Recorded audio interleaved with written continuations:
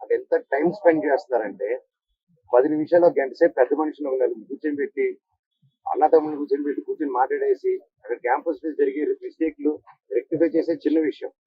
కాకపోతే నేను క్యాంపస్ లో నేను అడిగే క్వశ్చన్స్ నేను ఏది ఇప్పుడు హాస్టల్స్ లో జరిగే విషయం, ప్రైవేట్ హాస్టల్స్ ఏది అడిగినా అక్కడి నుంచి డబ్బు రావడం అయిపోతుంది, క్యాష్ రావడం అయిపోతుంది.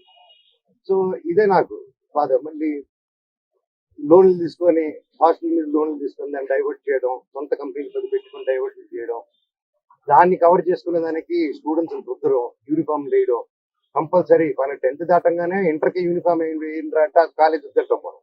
నేను మా 11th లో కూడా వేసుకోవాలా అని చెప్పి ఆ రోజుల్లోనే. ఈ రోజుల్లో పెద్ద ఇంజనీరింగ్, పెద్ద పెద్ద ఎంబీఏ వాళ్ళందరికీ యూనిఫామ్. వాళ్ళు అది కరెక్ట్ గా 2 వాష్లకి ఎత్తిపోతున్నాయి.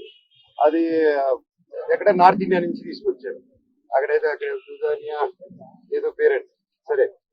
సో ఇన్ని జరుగుతుంది. నేను అడిగితే కొంచెం కూడా దాని గురించి కాకుండా వీళ్ళని బెదిరియడం, వాళ్ళని బెదిరియడం. నేను ఈసారి ప్రతి ఏ పండగకి వస్తాను. నేను ముఖ్యంగా సీఎం గారి ఫ్యామిలీ వాళ్ళ ఇంట్లో ఘటన జరిగింది ఈ మధ్య కాలంలో, రామూర్తి నాయుడు గారిది. సో ఊర్లో అక్కడ ఉన్నారు. సీఎం గారి ఇంట్లో ఒకటి జరిగింది రామూర్తి నాయుడు గారిది. అది చాలా బాధాకరమైన విషయం. అండ్ అందుకు ఈ సమయంలో వాళ్ళు ఊర్లో ఉన్నారు, నాని గారు ఇక్కడ ఉన్నారు. ఇక్కడ వచ్చి గొడవలు చేయడం కరెక్ట్ కాదు. అంటే నేను వస్తే వాళ్ళు గొడవలు చేస్తారు, నాకు గొడవలు ఇంటెన్షన్ కాదు.